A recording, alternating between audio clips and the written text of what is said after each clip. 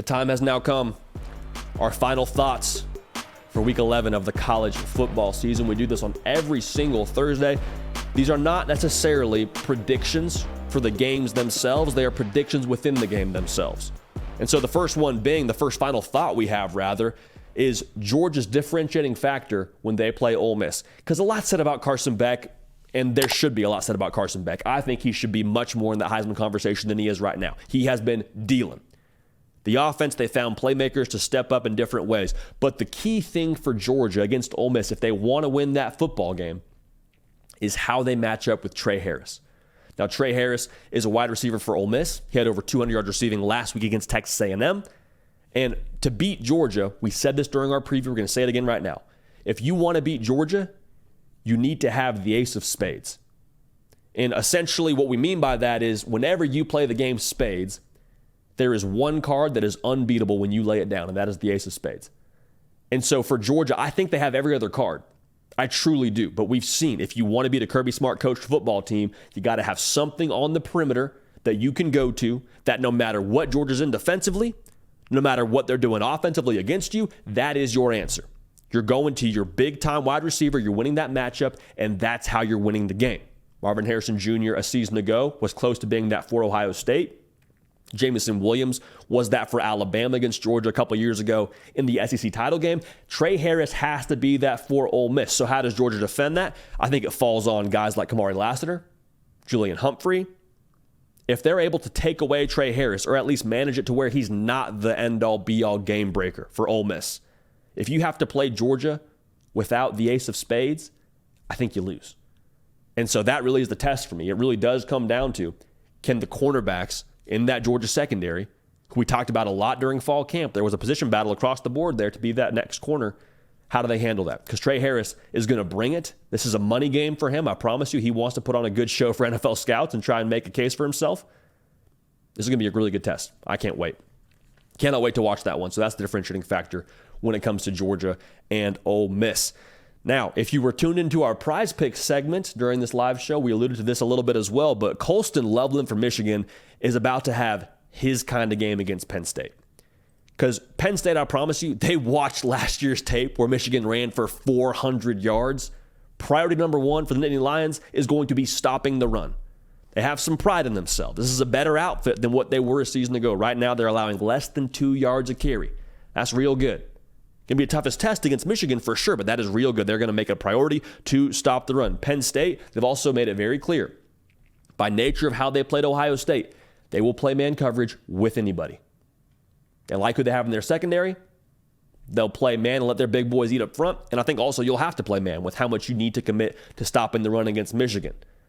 To prove a point about how clearly Penn State wants to play man coverage, they were content just leaving Kalen King out there with Marvin Harrison Jr.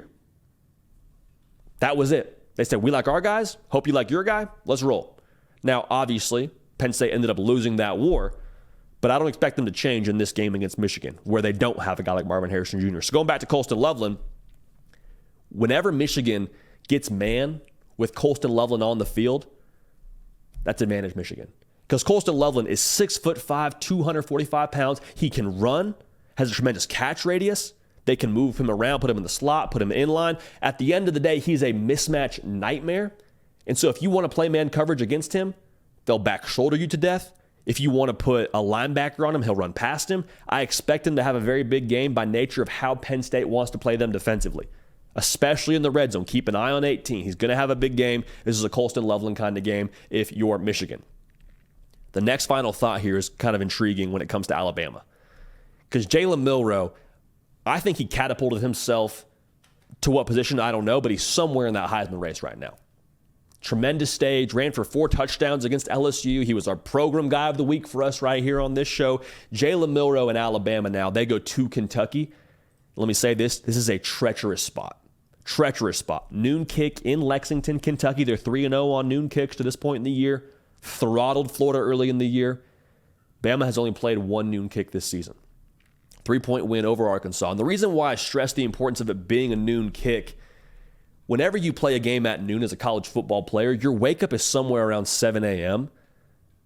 And so you're not necessarily in your traditional routine you would have if you're playing a 3:30 kick or a 7:30 kick. Like, everything kind of speeds up. So people say sleepy noon kick for a reason. Like, you're kind of a little bit groggy, trying to get the juices flowing a little bit. It's a very difficult test to be at your best for a noon kick.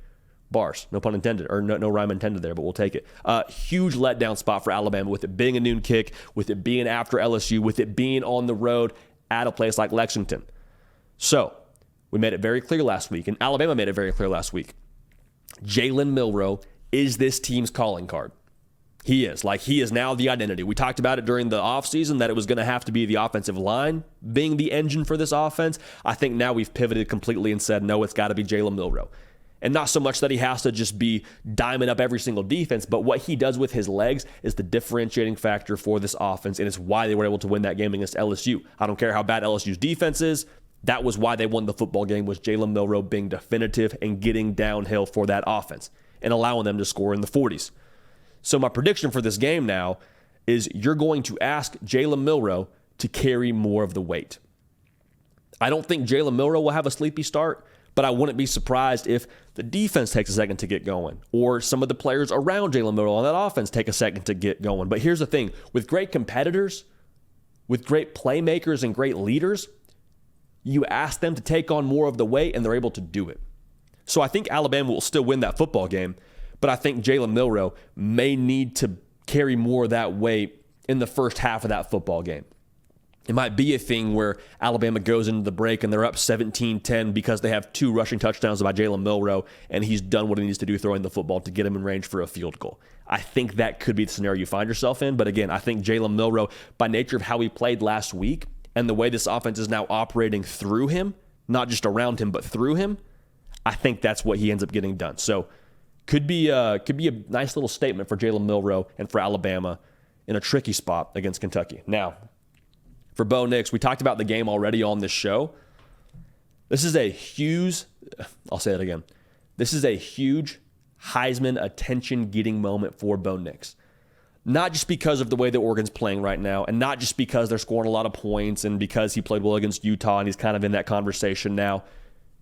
Oregon has a unique opportunity now where they're playing the Heisman Trophy winner from last year. And so if Bo Nix goes out there and does what I expect him to do against that USC defense, where he throws for 3 touchdowns, maybe runs for another one, and just has a tremendous day at the office like he's proven to do all season long, well, you look across the sideline and say, well, that's the quarterback who won the Heisman Trophy last year in Caleb Williams.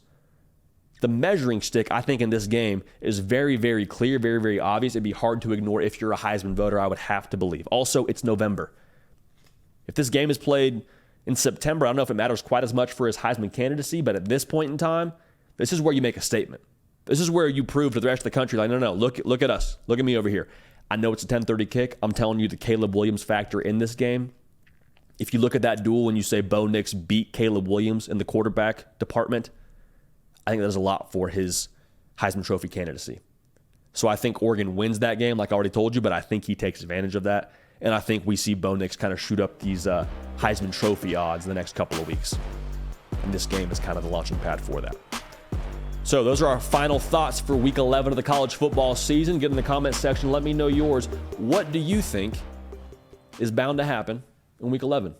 Hey, y'all. Thanks so much for watching. Subscribe to the channel here to make sure you don't miss an episode of The Hard Count. Also, be sure to check out other videos on the On3 YouTube channel.